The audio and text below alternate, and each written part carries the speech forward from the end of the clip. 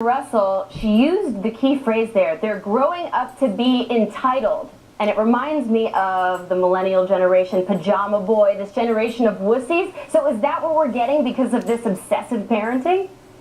Take a brief walk with me down memory lane, Andrea. The greatest generation, World War II generation, built the modern U.S., and they parented mostly with structure, discipline, expectations, personal responsibility, loving guidance, right? Then came the baby boomers, and they profited and built greatly upon that foundation, except at some point they decided that they had been too pressured, and so they started parenting with empathy, self-esteem, unconditional support, other people's responsibility, friendship with the kids. Everyone gets a trophy.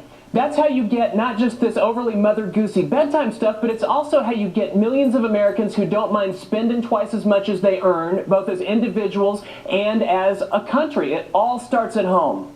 So you're saying that message that we've got your back, we're right there, we're coddling you, it transitions into later in life when these kids rack up credit card debt and their parents have to bail them out. So you're saying it's led to a lot of other problems culturally.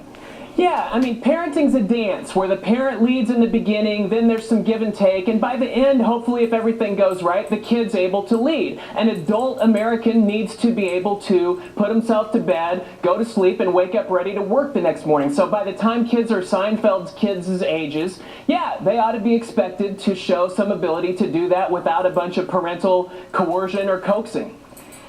I was going to say, you certainly want your kids to feel liked and loved. But if you don't prepare them for the real world, where things aren't always going to go your way and you're not always going to be the center of attention, they grow up being really miserable and depressed human beings because they're not prepared for the realities of life. And that's why parenting is so cyclical. When they say, wow, my parents made me think that everything would revolve around me and now I'm miserable, they want to try something different for their kids so that they raise their kids with a new sense of reality. I mean, Dr. Robbie, I have to tell you, not all millennials, but I have worked with some, and it's amazing how sheltered and how baby they are. I mean, one complained that she wasn't getting enough sunlight, so she had to move her cubicle. The other one said, oh, I need to go to the gym in the middle of the day. I mean, I never would have thought of making these demands, and I'm just on the cusp. I could be considered a millennial. So you said there's actually backlash among these moms. So are parents now pulling back and giving their kids a little more freedom?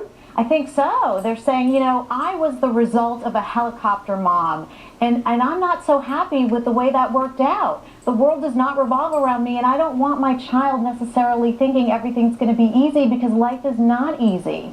And in order to be successful in the world, you have to be prepared for reality. You have to believe in yourself, but you have to know that things aren't going to always go your way and how to strategize in spite of that. Dr. Russell, final question to you. Is it because we've lost that sense of community? Because this segment really made me think back, and my mom would let me go play with friends. She never really checked in all that much because the neighborhood was a community. Now everyone's texting and possessive, and people don't go over to each other's houses like they used to. Final thoughts on where it stands today?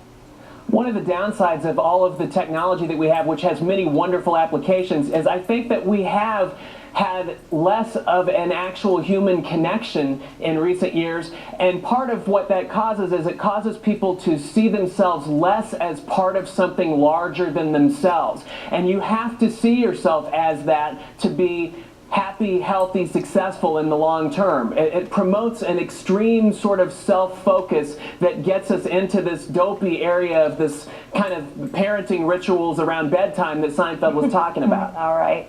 Thank you, Dr. Russell and Dr. Robbie. Thank you very much. Coming up, that new study that proves Hollywood